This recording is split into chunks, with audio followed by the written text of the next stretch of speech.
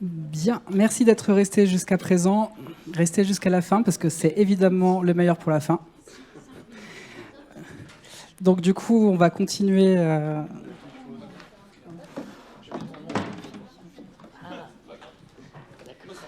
Vous allez voir que ça va reprendre pas mal de choses qui ont été dites, évidemment, mais sous un autre point de vue. On a parlé IA, justement, juste à la fin. On a parlé plateforme, notamment à venir. Donc, on va voir, justement, ce qui se fait un petit peu dans différents établissements sur les moyens pour essayer d'accompagner les étudiants et les jeunes diplômés sur, justement, ces compétences à s'orienter et comment construire, finalement, son projet professionnel. Donc, du coup, bon, vous voyez que les slides, en fait, on est raccord avec Eric, hein. Donc, le défi d'accompagnement est sans précédent, ça a été dit, donc je vais passer très vite, mais effectivement, nous sommes dans un monde qui va 100 à l'heure, où les métiers sont en mutation, puisqu'il y a plus de 70% des métiers de 2030 qui ne sont pas encore connus. Donc ça rejoint ce qui a été dit, c'est-à-dire comment conseiller un étudiant qui doit se projeter sur un avenir alors que du coup on ne connaît pas encore tous les métiers. C'est une vaste question. La nécessité de développer les compétences d'adaptabilité et d'apprentissage, ça a été dit, et évidemment la question très importante de la réflexivité. Donc pour répondre à ces questions, en tout cas d'apporter des éléments de réponse, donc vous avez Bernard Lickel.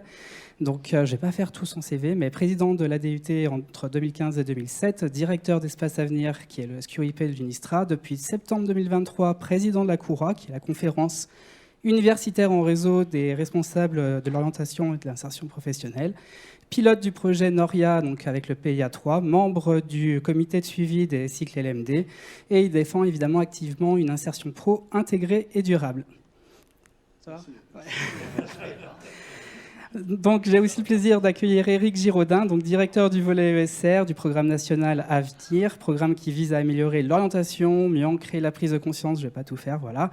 C'est un acteur engagé sur des projets de transformation pédagogique, de démarche et d'outils portfolio depuis 2011, donc une sacrée expérience. Et membre du réseau européen, donc PGV, avec une publication en 2016 dans la revue Management et Gouvernance qui s'intitule « Prendre le virage compétences à l'un d'un e-portfolio d'insertion professionnelle ». Ouais. Ah oui. Ensuite, Fabien Beltrame, donc psychologue du travail, docteur en psychologie différentielle, spécialiste des politiques d'orientation et de formation professionnelle, membre du GRECO, donc le groupe de recherche sur l'évolution de l'orientation scolaire et professionnelle. Et donc, il s'intéresse à tout ce qui est orientation, centré sur le développement des compétences à s'orienter en redonnant les individus autonomes. Et enfin, donc, il remplace au pied levé justement notre orateur de l'APEC qui s'excuse puisqu'il a un décès dans sa famille. Donc Bruno Charbonnier, qui est de l'APEC et qui a plus de 20 ans à l'APEC, du coup, si j'ai bien vu. Il a accompagné de nombreux projets liés au développement des compétences, au conseil RH et à l'insertion professionnelle, et il collabore avec des incubateurs, l'enseignement supérieur et l'innovation entrepreneuriale comme Go Entrepreneur Lyon. C'est ça ? Je suis responsable de l'activité sur Lyon et Saint-Étienne. Et responsable sur l'activité Lyon-Saint-Étienne. Donc voilà. Donc du coup, comme pour Eric, en fait, on va avoir un binôme qui va pouvoir justement s'exprimer. Tout d'abord, la première question du coup que je vais m'adresser à Eric puis à Fabien, ça va être du coup sur les étudiants et les jeunes adultes qui découvrent un monde fragmenté qui évolue sans cesse, comme on l'a dit. Finalement, quel type de compétences et de capacités ou de ressources ils ont besoin, comment est-ce qu'on peut les orienter dans ce monde incertain et quels moyens, du coup, pour accompagner cette réflexivité. Ouh là là, donc j'ai la même question. Je vais faire un petit préambule. Moi, j'ai un discours habituellement qui n'est pas du tout consensuel avec les compétences à s'orienter. Donc, peut-être que je vais heurter votre représentation de cette histoire de compétences à s'orienter. Je m'en excuse par avance. C'est juste que j'ai envie de mettre tout ça au débat et qu'on puisse en discuter. Alors, je suis tout à fait d'accord avec Eric. Moi, je ne suis pas trop sur l'éducation à la réflexivité, mais plutôt cette pratique des professionnels de la mise en réflexivité pour le coup des étudiants. Et suivez bien ma démonstration. Ce mot réflexivité, il est utilisé aussi bien par les conseillers d'orientation que par les formateurs. On utilise le même mot, mais on ne fait pas la même chose. La mise en réflexivité du conseiller d'orientation n'a rien à voir avec la mise en réflexivité du formateur. Et j'ajoute un concept supplémentaire, c'est la séquence d'apprentissage pour l'acquisition d'une compétence. J'ai pas dit formation, hein. J'ai bien dit séquence d'apprentissage, parce qu'il y a mille et une façons d'apprendre. Le formateur, il va mettre en réflexivité sur la séquence d'apprentissage pour l'acquisition de la compétence. Vous suivez mon cheminement ? Le conseiller d'orientation, il va mettre en réflexivité sur le projet. Et quand on met en réflexivité sur le projet, il n'y a pas de séquence d'apprentissage, on ne peut pas faire acquérir une compétence.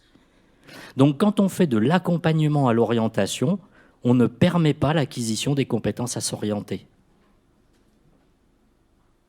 Normalement, c'est là où je vous heurte un petit peu. Donc, si vous suivez mon raisonnement de tout ce qu'on a dit dans la journée, il y a quand même quelques interrogations. Voilà. Je ne vous en dis pas plus. Gardez juste ça en mémoire. C'est mon petit teasing par rapport à ma réponse à la question suivante. Donc, troisième question. Justement, on parlait d'Eldorado, juste le sentiment de réussite comme moteur à l'orientation. Donc maintenant, ça a été dit, en fait, les cursus sont de moins en moins linéaires, en fait, même dans des formations qui sont dites tubulaires comme des ingénieurs, que ce soit par des césures ou autre chose. Et il faut convaincre les étudiants qui sont, entre guillemets, en difficulté et qui doivent se réorienter que des échecs, par exemple, peuvent être des forces pour construire un projet professionnel. Donc pour pouvoir parler de ça, Fabien et Bernard. Alors, je vais vous parler du sentiment de réussite comme moteur à l'orientation de Noémie. Vous vous souvenez Noémie ce matin? Elle nous a fait un superbe témoignage sur son parcours d'acquisition des compétences à s'orienter. Alors je pense qu'on est tous d'accord, hein, elle avait l'air extrêmement satisfaite. Et moi, j'ai perçu un sentiment de réussite, en fait, dans tout ce qu'elle nous a présenté. Moi, ça m'a interpellé, et je vais vous dire pourquoi.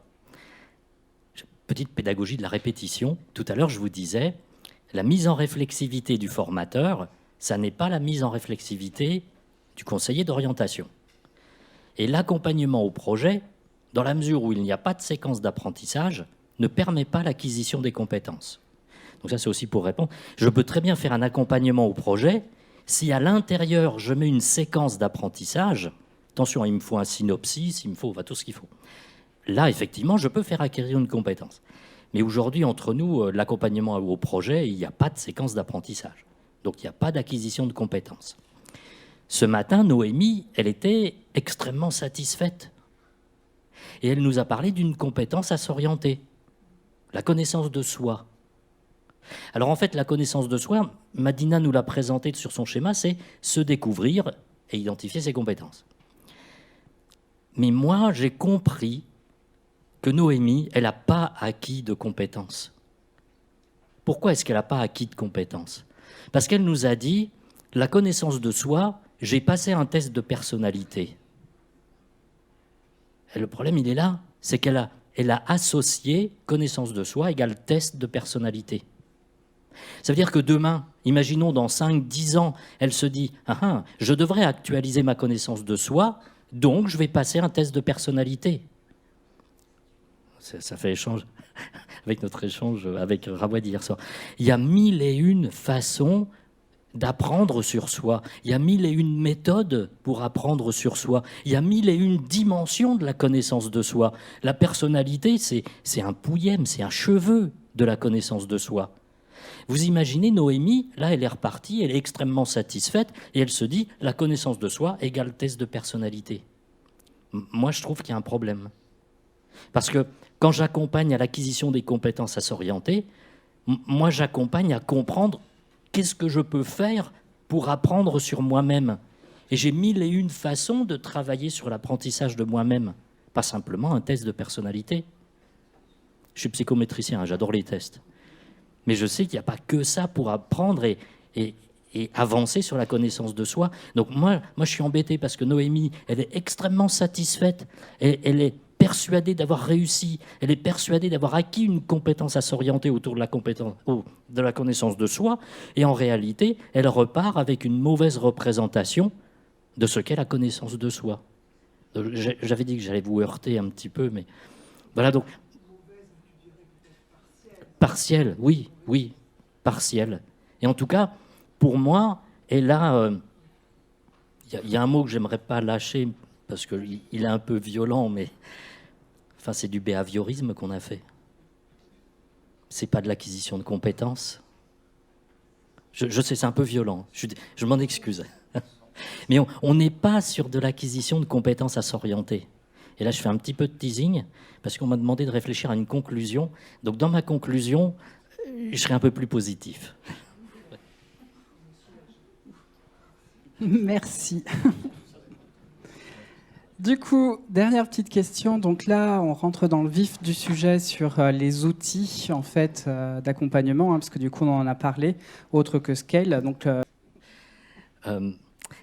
vous l'avez compris, hein, moi je pointe en fait un amalgame entre l'accompagnement au projet et l'accompagnement à l'acquisition des compétences à s'orienter. Pour moi, ce sont deux choses extrêmement différentes et il faut vraiment qu'on soit conscient de cet amalgame aujourd'hui. Ça date pas d'aujourd'hui, hein.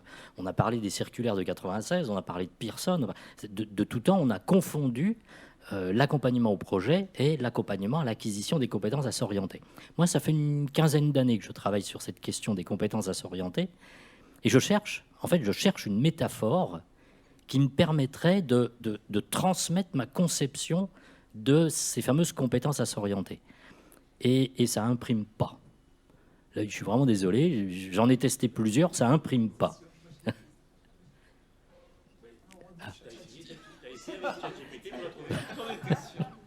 J'aurais dû. Non, mais en fait, je me suis inspiré de bien mieux que l'intelligence artificielle. Je me suis inspiré de tous les échanges d'aujourd'hui et j'en ai trouvé une nouvelle. Donc, je voudrais proposer à votre sagacité cette nouvelle métaphore et à vous de me dire si elle vous parle ou pas par rapport à ma conception des compétences à s'orienter.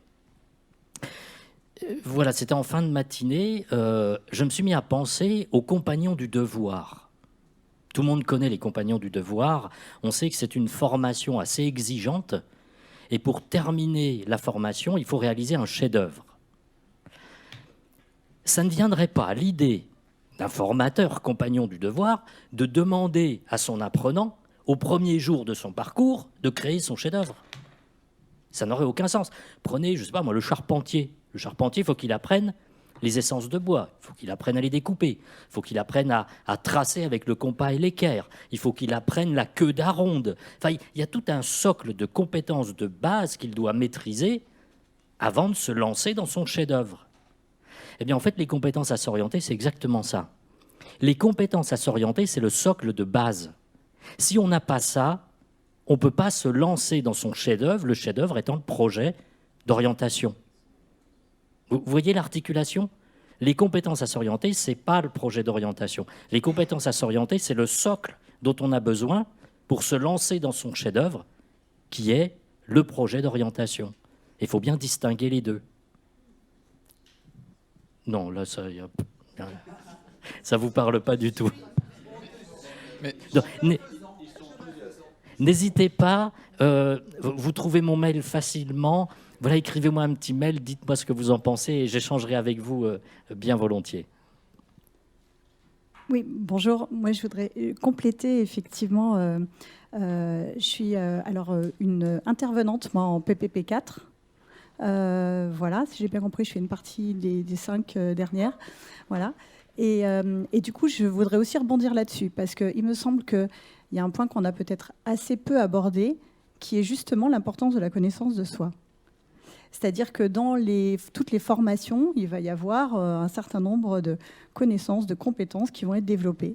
Et peut-être que la seule chose qui vraiment va être distincte de tout le reste dans ce qui va être proposé dans ces dispositifs, ça va être justement de permettre à ces étudiants de prendre du recul et de faire un pas de côté sur qui ils sont. Et après, effectivement, en test de personnalité, je peux vous dire que c'est ce qui a été le plus controversé parmi tous les outils qui ont été proposés. Quand j'ai posé la question aux étudiants, qu'est-ce que vous avez utilisé, qu'est-ce que vous avez fait ? Il y en a un certain nombre qui, à l'inverse de Noémie, ont dit « Moi, ça n'a rien donné, le test de personnalité, je ne m'y suis pas du tout Je suis retrouvée. 100% d'accord avec vous, hein. Mais pour moi, c'est le chef-d'œuvre. C'est le projet professionnel. Ce n'est pas la compétence à s'orienter. Je dois apprendre à apprendre sur moi-même. Tout à fait. C'est pas pareil. Mais il n'empêche que c'est, pour moi, quand même une des bases de l'orientation, mais y compris toute sa vie. avec le fait qu'on n'est pas le même non plus en étant étudiant que ce qu'on sera dans 40 ans. Et voilà, je pense que c'est vraiment un point important. Et pour compléter, je dirais que du coup, je pense que vous l'avez déjà beaucoup dit, mais l'intervenant, enfin, la complémentarité de tout ce qui est proposé avec un échange à un moment donné, qu'il soit entre pairs ou avec un intervenant extérieur, c'est ça aussi qui permet de relativiser tous les outils qui sont proposés, qui ne sont que des outils, et qui permet aussi de faire sens et cohérence dans le parcours de chacun. Merci bien aux intervenants pour cette table ronde et je pense qu'on va... Si vous souhaitez poursuivre un peu les échanges, etc., avoir des contacts, etc., une adresse qui est affichée donc, sur l'écran. Voilà, scale@univ-lyon1.fr. Voilà, donc j'espère que malgré le programme, je vous l'avais dit dès ce matin, dense, voilà, que vous y avez trouvé beaucoup d'informations, de pistes de réflexion un peu sur ce sujet à fort enjeu pour nos jeunes. Voilà, donc encore merci et bon retour chacun chez vous. Voilà.